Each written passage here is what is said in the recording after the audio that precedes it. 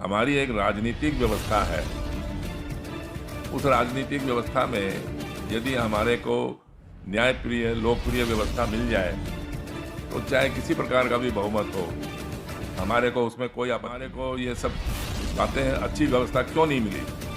आप ध्रुवीकरण के शिकार हो गए, गरीबी के शिकार हो गए, बेरोजगारी के। इस बात के ऊपर चिंतन करने के लिए हमने ये सोचा कि भाई जिस बहुमत से ये सरकारें बनती हैं वो बहुमत ही सारी बात की जड़ है, इस सारी बीमारी की जड़ बहुमत। क्योंकि इसी बहुमत से हम लोग सांसदों की, हम एक लोकसभा की बात करें, सांसदों की खरीद फरोख्त होती है, सांसदों का प्रश्न समझौते उसमें नहीं आया कि चुनाव लड़ने के लिए धन क्यों चाहिए।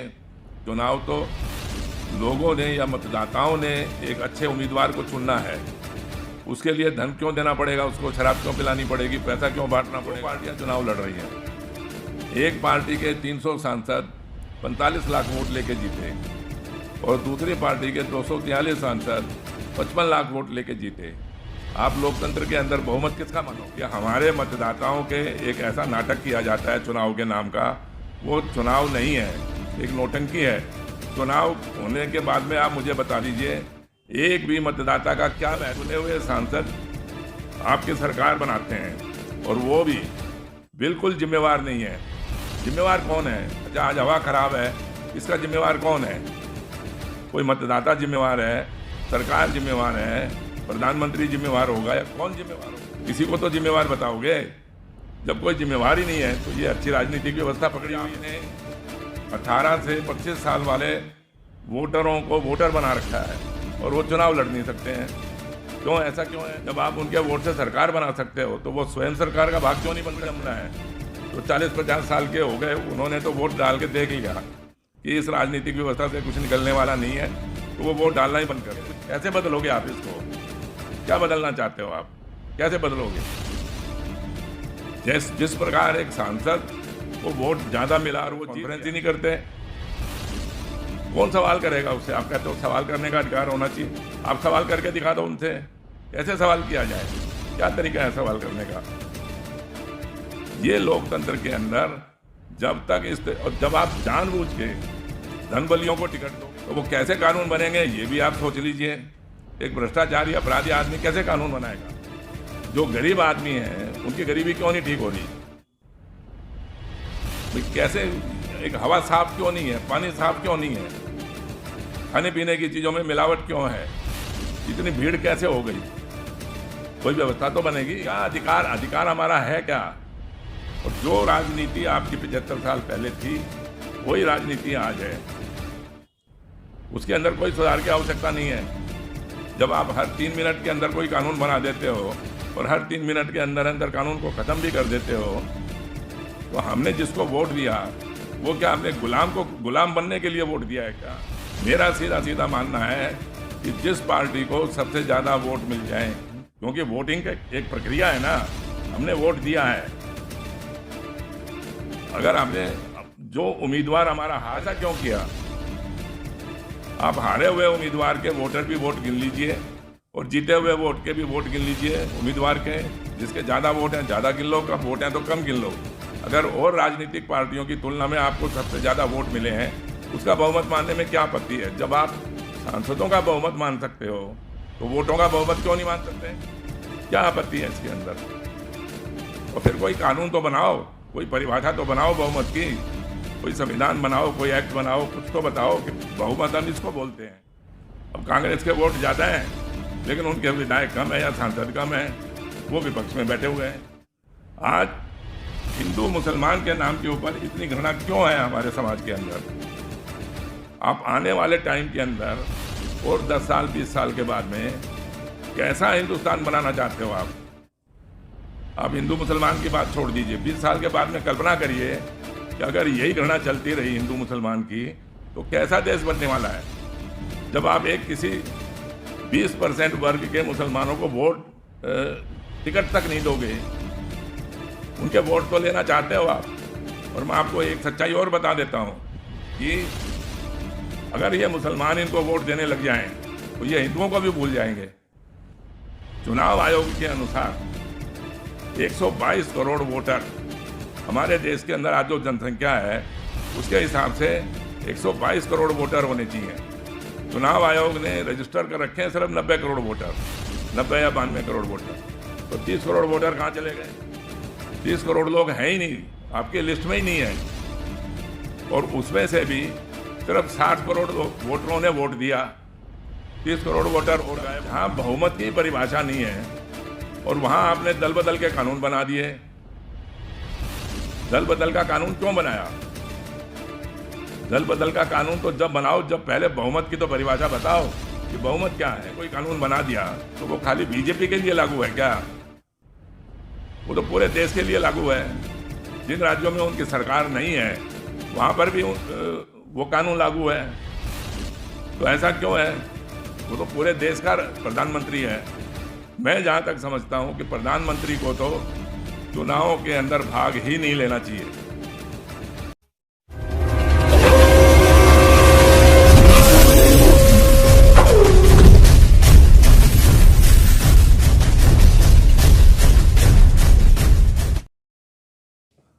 सभी को मेरा नमस्कार, प्रणाम। आप सब लोगों ने बहुत सारी बातें इस राजनीतिक व्यवस्था के ऊपर और बहुमत के ऊपर, काफ़ी सारी बातें जो मैं भी बोलना चाहता था वो आपने बोल दी, तो उसको दोबारा से बोलने की शायद कोई आवश्यकता नहीं है। अब बात क्या है कि जो हमारी एक राजनीतिक व्यवस्था है, उस राजनीतिक व्यवस्था में यदि हमारे को न्यायप्रिय लोकप्रिय व्यवस्था मिल जाए तो चाहे किसी प्रकार का भी बहुमत हो, हमारे को उसमें कोई आपत्ति नहीं है। हमारे को शिक्षा अच्छी मिले, स्वास्थ्य अच्छा मिले, सुरक्षा मिले, तो फिर चाहे कोई भी व्यवस्था हो, हमारे को उसकी कोई आपत्ति नहीं है। लेकिन जब 75 सालों से एक ऐसी राजनीतिक व्यवस्था को हमने स्वीकार किया, उसको समर्थन दिया, वोट दिया, उसके पश्चात भी, उसके बाद भी हमारे को शिक्षा अच्छी नहीं मिली, स्वास्थ्य अच्छा नहीं मिला, सुरक्षा अच्छी नहीं मिली, तो हमारे जहन में एक विचार आया भी हमने ऐसी कैसी राजनीतिक व्यवस्था को स्वीकार किया हुआ है जिसके अंदर ये सारी बातों का दोष है। हमारे को ये सब बातें, अच्छी व्यवस्था क्यों नहीं मिली? आप ध्रुवीकरण के शिकार हो गए, गरीबी के शिकार हो गए, बेरोजगारी के शिकार हो गए। तो हमने राजनीतिक व्यवस्था या सरकार इसलिए थोड़ी बनाई है कि भाई हम बेरोजगार ही रहें, गरीब ही रहें। इस बात के ऊपर चिंतन करने के लिए हमने ये सोचा कि भाई जिस बहुमत से ये सरकारें बनती हैं वो बहुमत ही सारी बात की जड़ है, इस सारी बीमारी की जड़ बहुमत है। क्योंकि इसी बहुमत से हम लोग सांसदों की, हम एक लोकसभा की बात करें, सांसदों की खरीद फरोख्त होती है, सांसदों का भ्रष्ट समझौते होते हैं, अपराधियों को, भ्रष्टाचारियों को टिकट दिए जाते हैं, धन बल का बोलबाला है और बाहुबली का भी बोलबाला है। एक अच्छे आदमी को ये बात आपने ठीक कही कि भाई इस इतने से पैसे के अंदर चुनाव नहीं लड़ सकते, लेकिन मुझे समझ में नहीं आया कि चुनाव लड़ने के लिए धन क्यों चाहिए। चुनाव तो लोगों ने या मतदाताओं ने एक अच्छे उम्मीदवार को चुनना है, उसके लिए धन क्यों देना पड़ेगा? उसको शराब क्यों पिलानी पड़ेगी? पैसा क्यों बांटना पड़ेगा?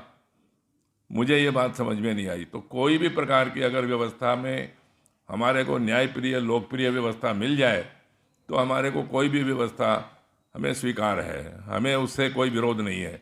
और व्यक्तिगत रूप से हम किसी सांसद का या किसी नेता का, राजनीतिक पार्टी का भी हम विरोध नहीं करते। हमारे को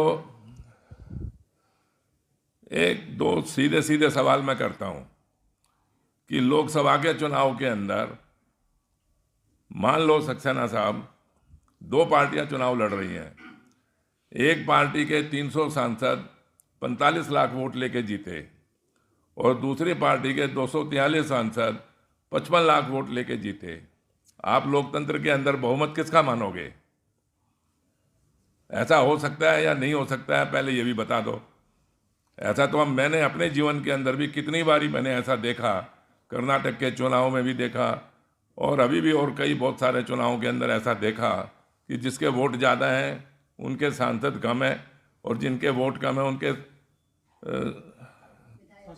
जी तो वो जिसके वोट ज़्यादा हैं उसके विधायक कम हो गए, वो तो विरोध में बैठे, विपक्ष में बैठे हुए हैं, और जिनके वोट कम है उनके सांसद ज़्यादा हैं, वो सरकार बना के बैठे हुए हैं। तो लोकतंत्र के अंदर क्या ऐसा होना चाहिए?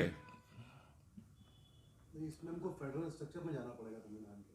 हम संघीय शासन में हैं, हम कोई ऐसी डेमोक्रेसी नहीं है और छोटा देश नहीं स्विट्जरलैंड जैसा। तो संघीय राजनीति के अंदर भी आप देख लीजिए, वहाँ कौन से एमएलए डिसाइड कर रहे हैं उस अपने मुख्यमंत्री को।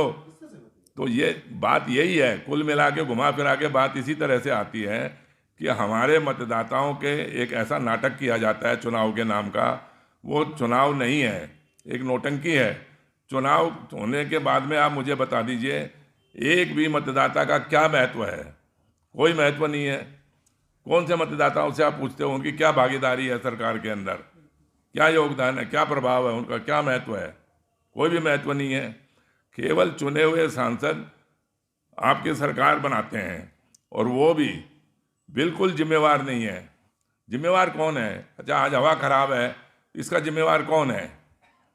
कोई मतदाता जिम्मेवार है, सरकार जिम्मेवार है, प्रधानमंत्री जिम्मेवार होगा, या कौन जिम्मेवार होगा? किसी को तो जिम्मेवार बताओगे। जब कोई जिम्मेवार ही नहीं है तो ये अच्छी राजनीतिक व्यवस्था पकड़ी हुई है?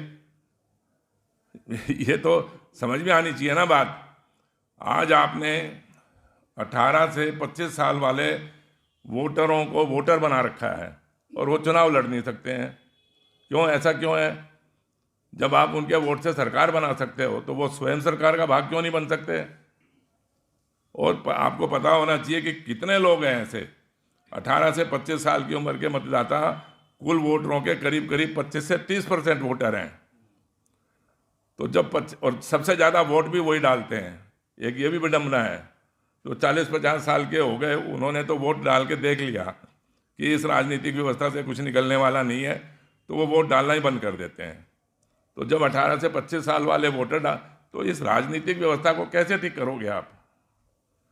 हमें ऐसी व्यवस्था चाहिए जिससे कि एक अच्छी व्यवस्था बने, जिम्मेवार व्यवस्था बने, उत्तरदायी जवाबदेही की व्यवस्था बने। तो जब ऐसा है ही नहीं तो फिर इस व्यवस्था के ऊपर कोई चिंतन मंथन करके कुछ कैसे बदलोगे आप? इसको क्या बदलना चाहते हो आप? कैसे बदलोगे? जिस प्रकार एक सांसद को वोट ज़्यादा मिला और वो जीत गया, हम इससे सहमत हैं, क्योंकि लोगों ने चुना है उसको, चाहे वो भ्रष्टाचारी है, अपराधी है, या कैसा भी कुछ भी है, हमने चुना है ना। तो गलती हमारी हो गई कि हमने उसको ऐसा क्यों चुना। लेकिन जब सरकार सांसदों के बहुमत से बन गई तो उसमें तो फिर मतदाता की कोई जिम्मेवारी खत्म हो गई। फिर तो वो सरकार या उसका पार्टी का जो नेता है वो जिम्मेवार है। वो जिम्मेवार है नहीं, उसकी कोई जवाबदेही नहीं है। 10 साल से तो अगले इंटरव्यू ही नहीं करते, कोई प्रेस कॉन्फ्रेंस ही नहीं करते। कौन सवाल करेगा उससे? आप कहते हो सवाल करने का अधिकार होना चाहिए, आप सवाल करके दिखा दो उनसे। कैसे सवाल किया जाए? क्या तरीका है सवाल करने का? ये लोकतंत्र के अंदर जब तक और जब आप जानबूझ के धनबलियों को टिकट दोगे, भ्रष्टाचारियों को टिकट दोगे, अपराधियों को टिकट दोगे, और झूठे नारे लगा के, झूठा उनके नारे गढ़ के उनके समर्थन में आप लोगों को भ्रमित करके आप उनको जितवाओगे, और आज के दिन करीब करीब 50-60% लोकसभा के अंदर सांसद अपराधी और भ्रष्टाचारी हैं, उनको जितवाओगे और फिर वही लोग आपके लिए कानून बनाएंगे। तो वो कैसे कानून बनेंगे ये भी आप सोच लीजिए। एक भ्रष्टाचारी अपराधी आदमी कैसे कानून बनाएगा? जो गरीब आदमी हैं उनकी गरीबी क्यों नहीं ठीक हो रही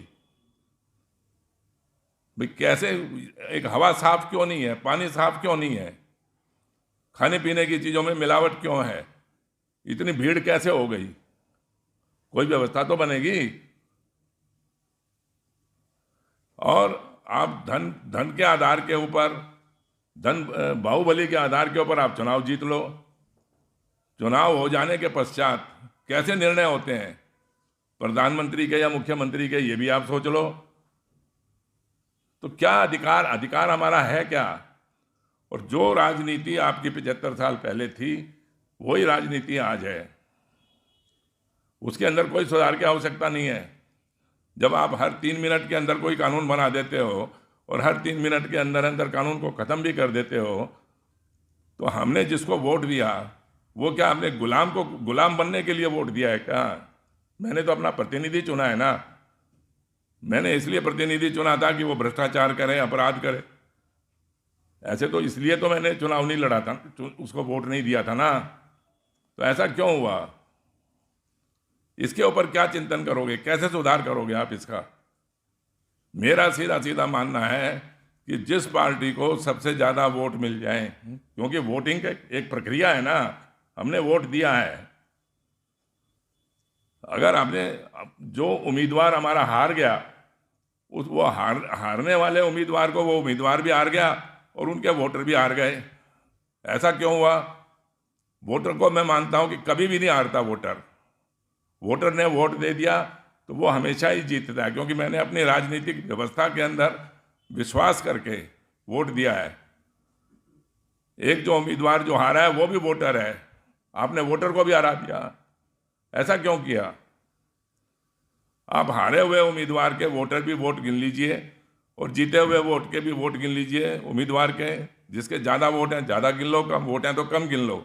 अगर और राजनीतिक पार्टियों की तुलना में आपको सबसे ज़्यादा वोट मिले हैं, उसका बहुमत मानने में क्या आपत्ति है? जब आप सांसदों का बहुमत मान सकते हो तो वोटों का बहुमत क्यों नहीं मान सकते? क्या आपत्ति है इसके अंदर? और फिर कोई कानून तो बनाओ, कोई परिभाषा तो बनाओ बहुमत की, कोई संविधान बनाओ, कोई एक्ट बनाओ, कुछ तो बताओ कि बहुमत हम इसको बोलते हैं। कैसे बताओ हमें? मुझे कैसे पता बहुमत क्या है? मैं वोट देना चाहता हूं, मैं किस बहुमत को वोट दूं? खाली बीजेपी को वोट दे दूं, कांग्रेस को वोट दे दूं, ये बहुमत है?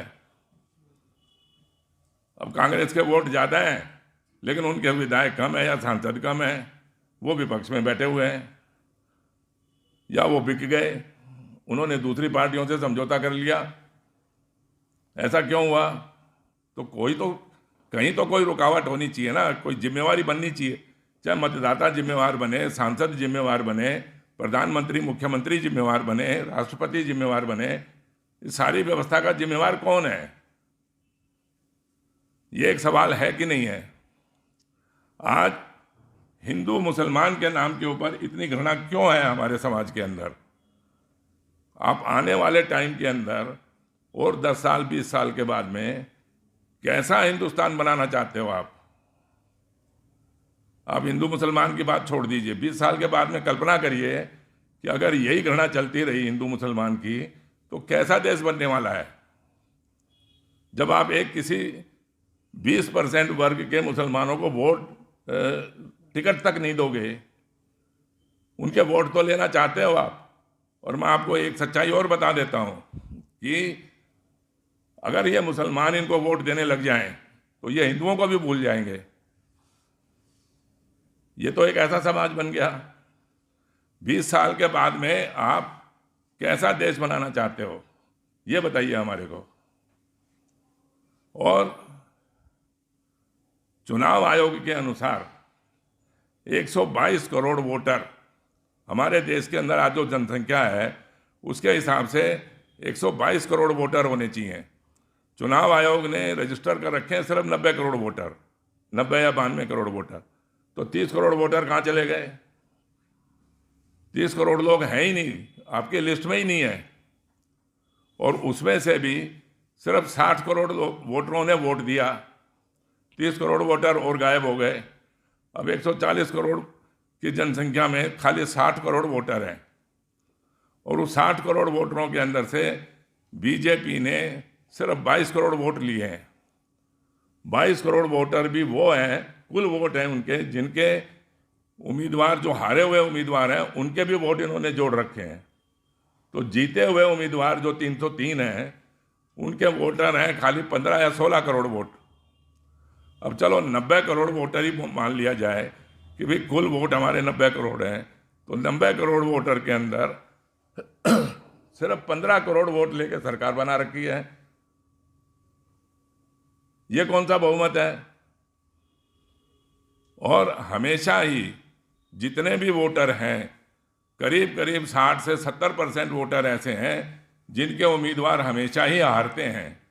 जीतने वाला उम्मीदवार जो है वो मात्र 25 से 30% वोटर, अधिक से अधिक बोल रहा हूं मैं आपको, ज़्यादा से ज़्यादा 25 से 30% वोट ज़्यादा लेके उम्मीदवार जीतता नहीं है।